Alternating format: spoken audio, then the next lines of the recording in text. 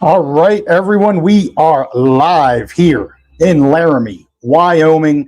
I've got the War Memorial behind me. I am in the press box ready for a fantastic border war between the Wyoming Cowboys and the Colorado State Rams. If y'all can give me a quick thumbs up in the comments, I think I got going, everything going well here, but if you can give me a thumbs up for the fact that you can hopefully hear me, I would really appreciate that, so I'm not just talking to myself.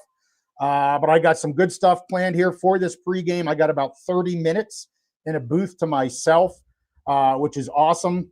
I have to be out of here before 5 o'clock Mountain Time, so this will be about a 30-minute pregame show. And again, looking forward to this game. I've been here in Wyoming for about 2 days now, had an awesome tour within the facilities here for Wyoming. I did that yesterday, about a 2-hour tour. You guys know we'll get out an episode on the facilities for Wyoming athletics, and absolutely impressive. The War Memorial here is fantastic. They have done some upgrades. I'll show you just a brief highlights of some of that stuff. Thank you, Squeeze Money. Glad to know that I'm coming in loud and clear. Good to see Tyler in the house as well from North Dakota State, one of our Bison fans. Throw some hellos in the chat. It's good to have you guys here. I'm going to go over some pregame stuff, pregame notes for this game. Again, show you some of the Dweller brews that I was able to obtain here in Wyoming. Also go over briefly some of the facilities that I was able to see. I'm going to save most of that, obviously, for the episode that we have coming out probably in a week. I do have the Tarleton State episode ready to drop here early next week. Also was able to visit Colorado State. Didn't get a tour there, but was able to get into the areas that I could just get into as a rando guy walking around. So I will do a Colorado State facility tour, if you will. I use the term a little loosely on that, but some cool stuff there in Fort Collins. Let me show you guys what we got going on right now on the field. Got some players warming up. I'll get my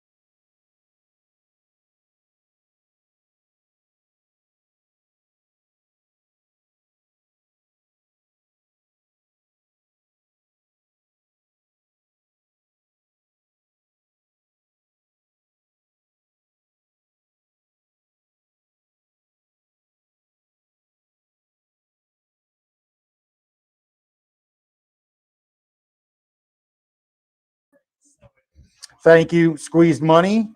I have to learn that when I remove myself from the stage, I also remove my microphone. So I think y'all can hear me now. So I apologize for that. I see my mic is working, so hopefully I'm back on here. Let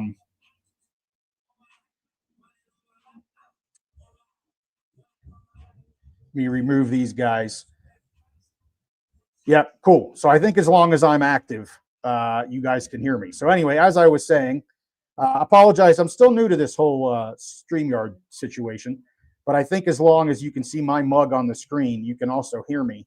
But anyway, as I was saying, the Pokes took out the College of Idaho here in an exhibition game. First half of the game, just complete domination here by the Pokes. Ending score 111-63, able to be there for that entire game. And that was a lot of fun. I got to meet Sundance Wicks yesterday for about 5 minutes. Super cool guy, high energy dude. And yeah, he was, a little concerned about this game, just kind of an exhibition against a good NAIA team.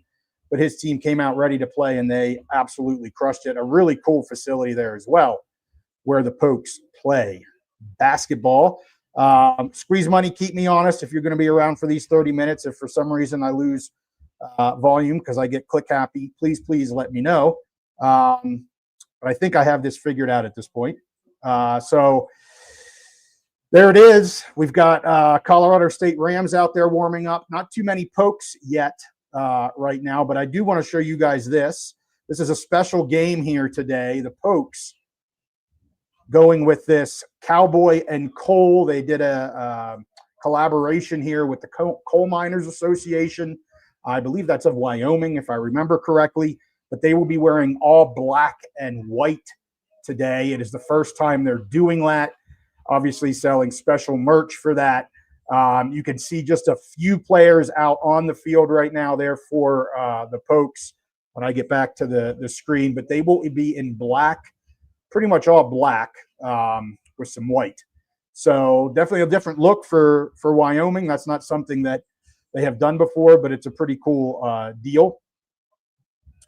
Mile High, who is this? Mile High Minute takes it that I'm pulling for Wyoming. I've been clear that I am a lean Wyoming Cowboys. I try to remain unbiased as much as possible. But yes, my bias is in full display here while I'm enjoying Laradise for the first time. Nothing against the Rams, but I hope they lose and the Pokes pull this out. So yes, that's exactly where I'm coming from. But as we do our betting picks and when we do our power rankings and things like that, I completely put homerisms to the side. But yes, that's what's going on. Cowboys and Coal, that's awesome. It's pretty cool. A lot of cool merch out there. As you can see the logo there, you see that a lot. I got a koozie and some stickers and all kinds of cool stuff there with the Cowboys and Coal on it. Very, very neat.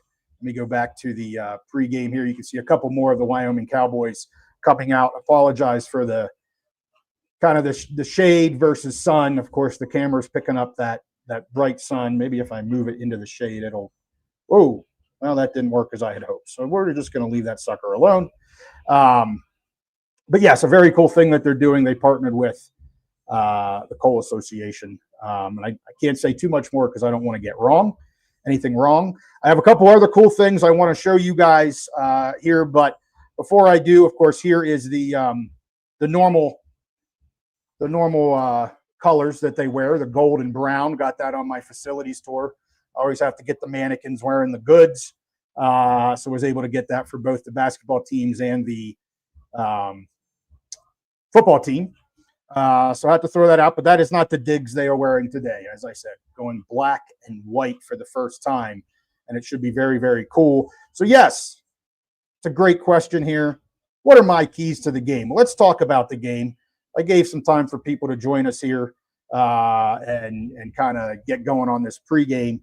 As I said, I got to be done at the 5 o'clock hour here in Mountain Time Zone because I'm in a special booth that's going to be utilized by someone else here shortly. So let's go over this. I mean, we got some changes coming in this game for both teams on the coaching staff, of course. Norvell was on the hot seat here for quite a while with the Rams after their last game, a loss at home during homecoming. That did it. They pulled the trigger. And they fired Coach Norvell. He still had another year on that contract, but they're only a 2-win team coming into this game. Their last outing was a loss to Hawaii. Hawaii, one of the better teams in the Mountain West right now. And I'll talk about some of the other games going on and scores and whatnot there. You can see the student section across here is starting to fill up nicely for Wyoming. But back to the Rams here. They have interim coach Tyson Summers. He's coming in to be the head coach of this season for the remainder. And yeah, we'll see what they got today. You know, it's interesting when you have these types of coaches that get turned over, which we seem to have a lot of right now in college football. It'll be interesting to see how that plays with the Rams if they step up because of this and have a great game, or if the team is kind of done for the season and kind of, moving on. We'll wait and see. But new head coach there, Fowler Nicolosi, the starting quarterback, has been starting there in Colorado State for the last 2.5 years. He was pulled as the starter a few games ago for Brousseau and Jackson Brousseau there. And he has now left the organization. He has left the program after the announcement that they fired Jay Norvell. Nicolosi is going to be hitting the portal and leaving Fort Collins. So a lot of changes happening. Of course, Jackson Brousseau has had the starting gig here for a couple games now, so that's not a huge change going into this game against Wyoming. But a lot of differences. And of course, Wyoming with a difference as well. They turn over their offensive coordinator. Jay Johnson will not be calling the plays. He's still staying on for the time being as an analyst, kind of being that professional that he is. Jay Sawvale had good things to say about him in that situation on Monday as they made that change. But Bo Knight's going to be coming in here and calling the plays as the OC's, the wide receivers coach. I know there was some kind of concern of the play calling here in Wyoming for the last year, honestly. And we'll see what changes here. I would like to see a little bit more of a run-first game. They have a lot of great running backs. I think that will help Anderson, give him maybe a bit more time there. You can see the Pokes coming out onto the field. Let me see if I can get this bigger without losing myself. No, that is not what I wanted to do. JY, just keep going with what you got going. Anyway, you can see the Pokes coming out there in their all black. The Rams already hitting the field for their warm-up. But as I was saying, new offensive coordinator, new person playing the calls. And that's really been the issue here for the Pokes this year. Their defense has gotten better every game. And they looked fantastic there in the last game against Air Force, an Air Force team that had been putting up 30-plus points continually this season. Defense absolutely keeping the Pokes in that game, just not enough offense to win the game. And that's a good Air Force team. They're not done winning games. I can tell you right now, that team's not done winning games in the Mountain West. But they make the change here. So I'm anxious to see kind of both sides, a big game for both teams. Of course, the last border war game within the Mountain West as CSU moving to the Pac next year. I'm not going to say any more about that other than what I just said. But let's take a look at some of the scores here in the Mountain West so far this weekend. Of course, this game is the final Mountain West game. Last night, Boise State beat Nevada 24-3. Maddox Madsen, not a great game. He was only 15 of 28 for 174 with an interception. And the game was really closer than that 24-3 score. I saw the second half, and the defense for Nevada showed up big time. They looked really strong. But again, Nevada, they're using that freshman quarterback. He's going to take his lumps early on. He wasn't supposed to be the starter this year. That was supposed to be Purdy. But Purdy couldn't complete a pass without throwing a pick. So they've kind of made that switch. But the defense of the Wolfpack looked really good in that game against one of the best offenses in this league. So 24-3, Boise State takes the win, but much closer game than that score. Then New Mexico looked phenomenal in the first half of their game against Utah State. They get the win, 33-14. They move to 5-3 on the season, 2-2 in the Mountain West, and they have Utah State fall to 2-2 in the Mountain West, and 4-4, a 500 record right now for the Aggies. And man, that UNM defense was all over Bryson Barnes and the offensive line in the backfield continually. The first touchdown for the Utes there was just a broken play that Davis hit the hole, and he went for, I don't know what it was, 60, 70 yards. I watched the first half, and UNM was fantastic. They controlled that game. Then in the second half, they trade touchdowns there in the fourth quarter. UNM with the convincing win, and anxious to see what that team does moving forward with the big win against the Aggies. San Diego State right now taking care of business in Fresno State, shutting out the Bulldogs. They're up 23-0. They came into this game 5-1 on the season, 2-0 in the Mountain West, looking like they're going to easily go 3-0 right now. That defense is very, very strong. I'm certainly going to have to adjust where we have them both, I think, in the G6 power rankings and also in our overall power rankings. And Conklin actually was the quarterback here for the Bulldogs. Warner did not play, but guess what? He throws 2 interceptions. So I'll tell you, some of these teams, Nevada and Fresno State, they're just two teams that they can't seem to find a quarterback to not turn the ball over. And it's really the Achilles heel for those two teams. So the Bulldogs look like they're going to drop this game. San Diego State looking like they are one of the stars here this year in the Mountain West. Sean Lewis doing really, really nice things there for the Aztecs in his second year. So let's get back to this game. Of course, you've got Anderson at quarterback here for Wyoming. I'd like to see, as I said a little earlier with the play calling, would like to see them, use that running game a little bit more. Kelman's looked really strong here these past few games. Of course, they have Tote Harris with lightning speed, really quick moves, and Sam Scott, more of a just a bruiser running back. Those three guys really give nice changes of pace to the run game. J. Mike should be playing in this game. Chris Durr should be playing in this game. Their O-line still holding up pretty well. Defensively, the Pokes have been phenomenal. Better than I thought they were going to be. I had high hopes for the offense. They haven't quite met those expectations this year. But the defense absolutely has, and getting better every game. So we'll see if that continues here in this game. And if you're just joining us here, I want to remind you all that this is a Cowboys and Coal game for Wyoming. You can see them there warming up in black when I get back to the view of the field. They are the team in black, obviously usually in that brown and gold or gold and brown. But CSU here is wearing their white jerseys, so pretty easy to spot the two differences, white versus black in this game. This is a Wyoming kind of partnered with the Coal Association to put this on, have some really cool stuff. I think the logo is really well done.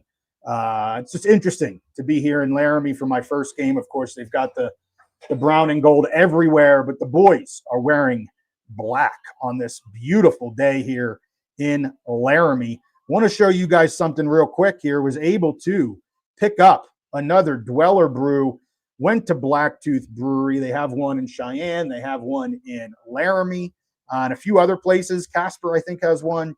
Was able to pick up this gorgeous can, 7220, the Golden Ale. Beautiful. Got some shipped off to our good friend, Sierra Nevada Sam. So he's going to enjoy some. Steve and I will be enjoying this brew here on a live pick show upcoming. So was happy to be able to not just pick up the cans, but pick them up from the actual brewery that brews these. Very, very cool. Blacktooth the one in Cheyenne is a really cool spot. I'd be hitting that up once a week if I lived here. As I said earlier, it's going to be hard for me to leave this place. Beautiful country, air as crisp and clear and clean as you can imagine, and just a beautiful campus here and beautiful facilities here at Wyoming. So remove that guy. I have one more item I'll pull up here in just a few minutes as I kind of end this episode. Again, I have to be off here at 5 o'clock. They were kind enough to give me a separate space, radio space, so it wasn't too noisy. You can probably hear a little of the music in the background, but don't have a lot of noise. Shout out to Wyoming Athletics, AD Berman. Nick Seaman has been phenomenal to me. Gave me my tour yesterday. Of course, I'll be going to the post-game presser after this game. I'll be going to the Wyoming post-game presser. I won't be able to attend both. Obviously, I can't split myself, or I would go to both. I'm going to try to do a halftime show. So if you guys are interested to hear what I have to say at halftime, I may just go outside, use my phone, and give you my thoughts on what I saw. And, obviously they'll do some stat sheets. I'll talk about some of the stats as well. Wyoming here, they're coming off that loss to Air Force, 3-point loss before that, a nice comeback win here in Laramie against San Jose State. And they're trying to push, here to get to 500. After this game, they go to San Diego State. Talked about them a little bit. One of the front runners right now. So that'll be a very difficult game. They also then travel to Fresno State. That team's a little up and down. Definitely have some offensive issues due to the Bulldogs. And then we end home versus Nevada, which will not be an easy game. That is a good defensive team. And then at Hawaii on November 29th. So not a super easy end of the schedule here for Wyoming. They really need this win if they're going to push for bowl eligibility, which I think they certainly can do. But this is a must win if they want to get to that bowl eligibility. Colorado State, after this game, their November schedule, they have a bye week here after this game. Then they've got UNLV at home. They travel to New Mexico, travel to Boise State, and then have Air Force at home. I don't really see a win there unless, this new coach can come in and really turn things around for the Rams. Those last 4 games will not be easy for Colorado State. So they, a team that brought in Norvell to change the program, be a winning program, one of the best in the Mountain West, didn't work, clearly. Didn't work. We all know what happened when Norvell left Nevada. Really took everything from that program, still trying to get a foothold. Jeff Choate, I think, finally is starting to do so. I guess the question is, how long is he going to stick at Nevada? And I feel bad for Nevada because they've got a good thing going. They just got to get some stability there in the coaching ranks so you can do the recruiting.